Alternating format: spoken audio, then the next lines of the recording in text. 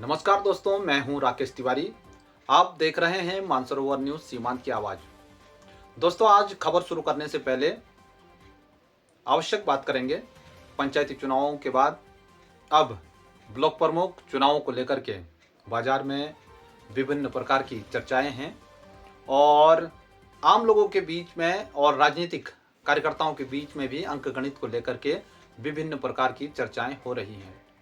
अब ऐसे में देखना महत्वपूर्ण है कि भारतीय जनता पार्टी को जहां ब्लॉक में वापसी करनी है दोबारा से, और कांग्रेस पार्टी को क्षेत्र में क्षेत्र प्रमुख की जो सीट है उसमें अपने सूखे को खत्म करते हुए अपना परचम लहराना है।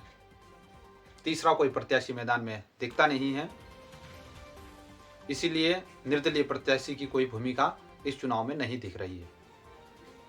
लेकिन चुनाव की जब हम बात कर रहे हैं तो सभी के अपने अपने दावे हैं और कोई भी ये कहने को तैयार नहीं है कि उसके पास 22 से कम मेंबर हैं, जबकि अंकगणित जो है 40 सदस्यों का क्षेत्र पंचायत का ये क्षेत्र है और 21 मेंबर जिसके पास होंगे वो चुनाव जीत जाएगा। लेकिन आपको बता दें कि भारतीय जनता पार्टी के द्वारा लगातार 25 मेंबर होने का दावा किया जा रहा है और अभी कुछ देर पहले ही मेरी कुछ भाजपा के नेताओं से बात हुई तो अब वो संख्या बढ़कर 26 हो गई है।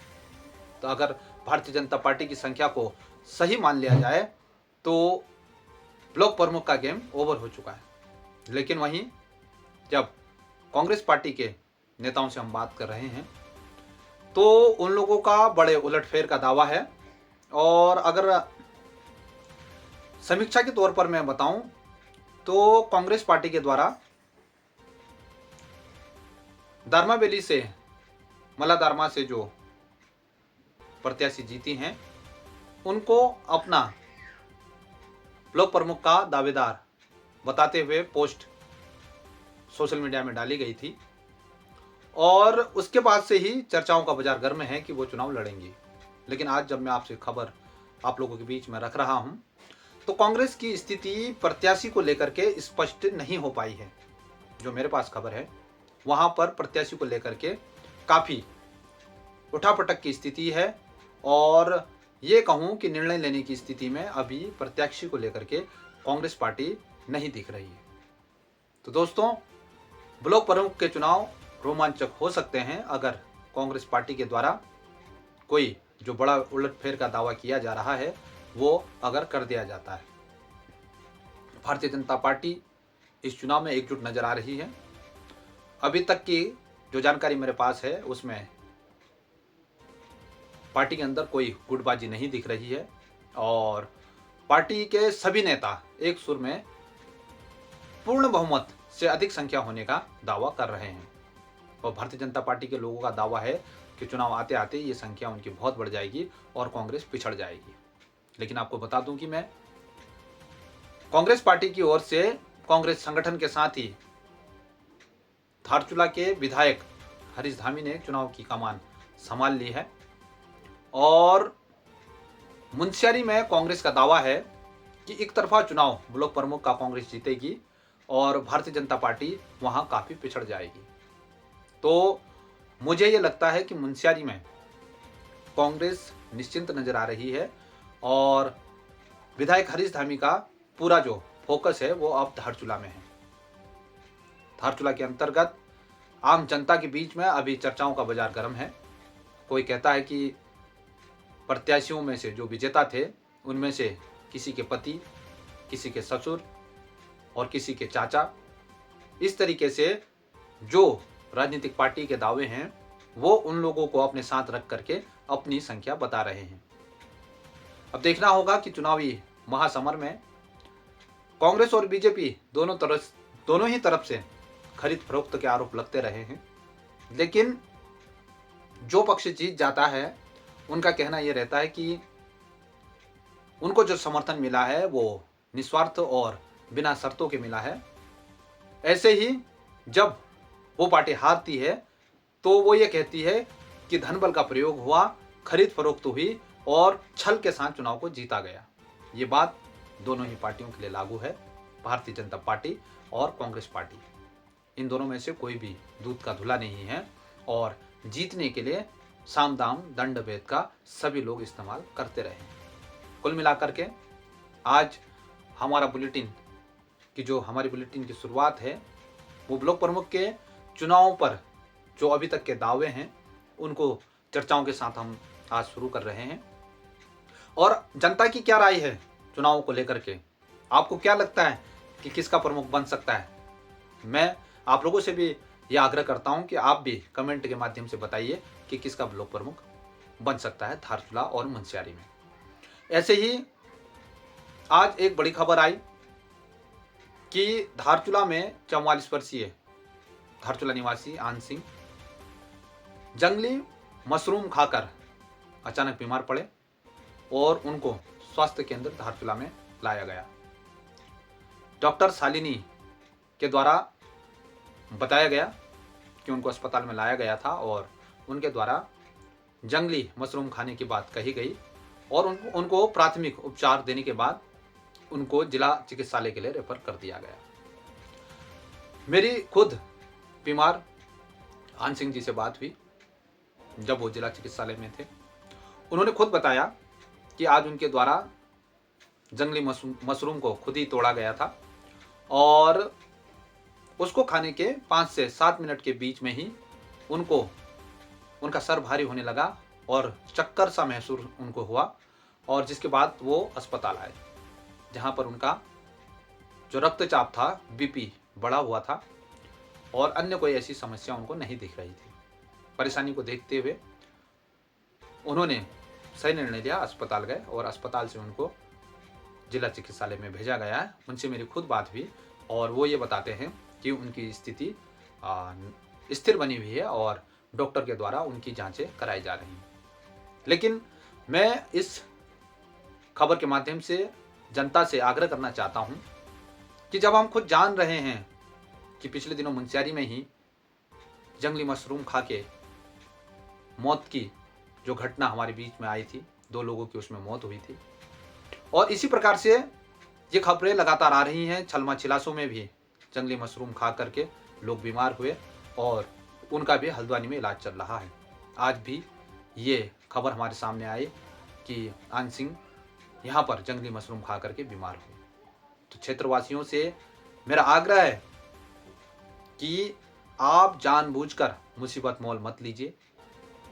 हो सकता है कि आप जानकार हों, कई बार आपने उसी जंगली मशरूम को खाया हो, आपको कुछ ना हुआ हो। ऐसा ही आन सिंह जी के साथ हुआ। वो भी लगातार खुद मशरूम जंगली लाते थे, खाते थे और कोई दिक्कत उनको नहीं हो रही थी। लेकिन आज अचानक मशरूम को पहचानने का जिनका दावा था और उन्होंने जब उस मशरूम को खाया तो उनका स्वास्थ्य खराब हो गया। तो ऐसे में मेरा आप सभी से निवेदन है कि इस प्रकार की गलती ना करें और मशरूम को खाने से बचें, जिससे कि आपके स्वास्थ्य पर, आपके परिवार पर किसी भी प्रकार का संकट ना आए। आज एक राहत भरी खबर भी आई कि चौथे दिन आज तवाघाट लिपुर लेक राष्ट्रीय राजमार्ग में गस्कू में यातायात को सुचारू करा दिया गया है और काफी लोगों ने इससे राहत की सांस ली। आगे की खबरें आपको बुलेटिन के माध्यम से मिलेंगी। बहुत बहुत धन्यवाद। भारत मौसम विज्ञान विभाग द्वारा राज्य में अलर्ट एवं जनपद में जारी लगातार अतिवृष्टि को दृष्टिगत रखते हुए जिलाधिकारी विनोद गोस्वामी ने आज आपदा की दृष्टि से अति संवेदनशील विकासखंड धारचूला का स्थलीय निरीक्षण किया। निरीक्षण के दौरान उन्होंने आपदा से प्रभावित क्षेत्रों की स्थिति की जानकारी स्थल पर जाकर विभागीय अधिकारियों से प्राप्त की और सभी संबंधितों को अलर्ट मोड में कार्य करने के निर्देश दिए। जिलाधिकारी ने सड़क मार्गों से जुड़े अधिकारियों को स्पष्ट निर्देश दिए कि अतिवृष्टि के कारण अवरुद्ध सभी मार्गों को तत्काल खोले जाने की कार्रवाई प्राथमिकता के आधार पर सुनिश्चित की जाए ताकि आवागमन सामान्य हो सके। निरीक्षण के दौरान चौथे दल के कैलाश मानसरोवर यात्रियों से मुलाकात करते हुए जिलाधिकारी ने उन्हें आश्वस्त किया कि जैसे ही सड़क मार्ग पुनः सुचारू होते हैं उनकी यात्रा तत्काल पुनः प्रारंभ कर दी जाएगी। उन्होंने बताया कि सड़क मार्गों को खोलने हेतु जिला प्रशासन प्रशासन एवं बीआरओ द्वारा युद्ध स्तर पर कार्य किया जा रहा है और यात्रियों की सुरक्षा व सुविधा प्रशासन की सर्वोच्च प्राथमिकता है। इसके साथ ही जिलाधिकारी ने स्थानीय निवासियों से भी मुलाकात की, उनका कुशल क्षेम जाना और आपदा से क्षतिग्रस्त स्थलों का जायजा लिया। इस अवसर पर मुख्य विकास अधिकारी डॉक्टर दीपक सैनी, उप जिलाधिकारी सदर मंजीत सिंह सहित अन्य विभागीय अधिकारी, स्थानीय लोग मौजूद रहे।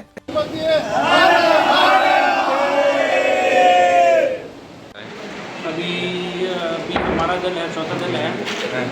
हमें आज गुंजी के लिए निकलना था, लेकिन अभी येलो साहब ने बोला है कि आज नहीं निकल पाएंगे, वहाँ बहुत ज़्यादा लैंड प्लानिंग हो रही है और कल देखते हैं अगर सिग्नल आएगा निकलने के लिए तो ही निकल पाएंगे, नहीं तो यही स्टे रहेगा।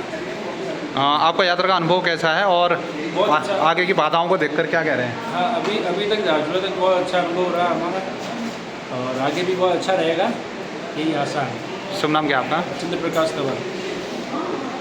ये भोले बाबा की कृपा है, जब बुलाएंगे, जैसे बुलाएंगे, जितना टाइम लेंगे, हम उनके आदेश के अनुसार अपने आप को उनका आदेश मानेंगे और उसी तरीके से आनंद लेते हुए, हमें इसमें कुछ भी रोष नहीं, हमें इसमें आनंद ही है। और यहाँ पर हमारी जो व्यवस्था है वो भी बहुत अच्छा है, तो हमें सब बढ़िया लग रहा है। सिविल एडमिनिस्ट्रेशन अपनी तरफ से कोशिश कर रहा होगा और अभी तक की जो यात्रा हम लोगों की रही है बहुत अच्छा रहा है, सारे इंतजाम भी अच्छे रहे हैं। उम्मीद करते हैं कि जब रास्ता हम लोगों के लाइट खुल जाएगा तो हम लोगों को गुंजी ट्रांसफ़र किया जाएगा, लेकिन जब तक उनको नहीं लगता है ठीक कि ये रास्ता चलने लायक है, यात्रियों के जाने के लायक है, तब तक वो नहीं परमिशन देंगे और यहीं पर हम लोग रुकेंगे। हम लोगों के डेस्टिनेशन तो माउंट कैलाश है, ये तो बीच का रास्ता है। अब बाधाएं तो आएंगी, इन सब चीज़ों में तो बाधाएं आती ही हैं। ये तो सिविल एडमिनिस्ट्रेशन का काम है, उनको डिसाइड करना है। वो जब हमको परमिशन देंगे हम यहाँ से जाएंगे। इस पे हम बोलेंगे कि बाबा की कृपा से जल्दी रास्ता ठीक हो जाए और हम लोग यात्रा के लिए निकले। अभी तो हम सारे जोश में हैं, हर हाल में बाबा का यात्रा पूरा कर रहे हैं। उम्मीद करते हैं कि हमारे जो ITBP के जो जवान लगे हुए हैं वो बहुत जल्दी रास्ता को साफ कर देंगे और हमारी यात्रा फिर से शुरू हो जाएगी। और 5 साल बाद जो ये यात्रा चालू हुई है, इससे हम हर भारतीय बहुत ही ज़्यादा प्रसन्न है। हम तो हर साल यही एक्सपेक्ट कर रहे थे कि इस साल स्टार्ट हो जाएगी, इस साल इसी तरह 5 साल बीत गए, पर अब और हम अपने को और ज़्यादा लकी समझते हैं कि 5 साल बाद जैसे ही स्टार्ट हुआ तो हमारा नंबर आ गया, हमको चांस मिला है यात्रा करने का, तो हम बहुत ज़्यादा प्रसन्न हैं। हम बाबा को धन्यवाद करते हैं। बीआरओ ने कड़ी मशक्कत के बाद चौथे दिन गस्कू में सड़क खोल दी है, जिसके बाद पिछले 4 दिनों से गुंजी से पूजा पाठ करने के बाद धारचूला आने के इंतजार में फंसे हुए ग्रामीणों को राहत मिली। वहीं लंबे समय से जो लोग धारचूला से गुंजी की ओर जाना चाह रहे थे उनको भी राहत मिली। आपको बता दें कि पांगला में गुंजी के 3 दिन से फंसे महेंद्र सिंह गुंजाल, इंजीनियर डॉक्टर अमर सिंह गुंजाल, शिक्षक गोविंद गुंजाल और अन्य लोगों ने धारचूला पहुंचकर राहत की सांस ली। उन्होंने बताया कि 3 दिन पांगला फंसे रहने के समय थाना पांगला पुलिस के द्वारा रहने और खाने की व्यवस्था की गई थी।